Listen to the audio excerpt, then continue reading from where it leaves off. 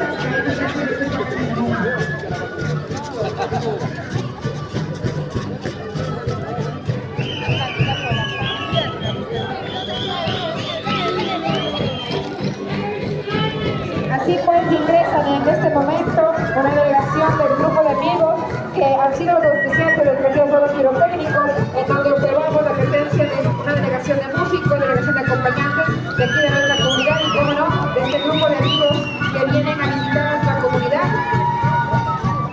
Más bien expresar nuestro agradecimiento a todas las personas que en este momento acompañan en esta gran delegación, en esta nutrida delegación que hacen presencia en este momento.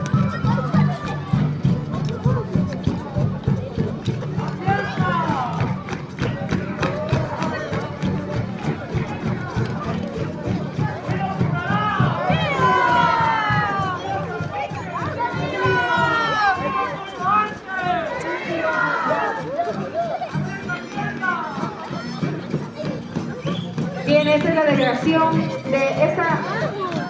con esta alegría, con esta nutrida delegación recibimos con un fuerte aplauso a los auspiciantes del Partido de Juegos Pirotécnicos.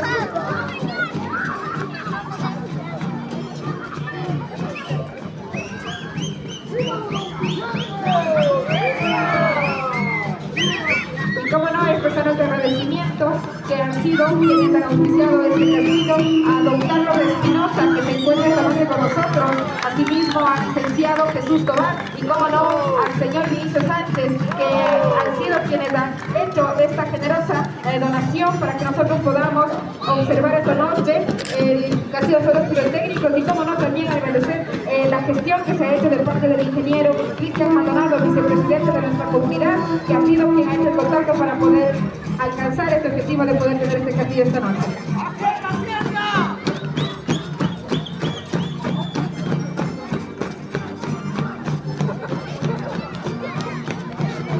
Cuyayay, Huamapunta.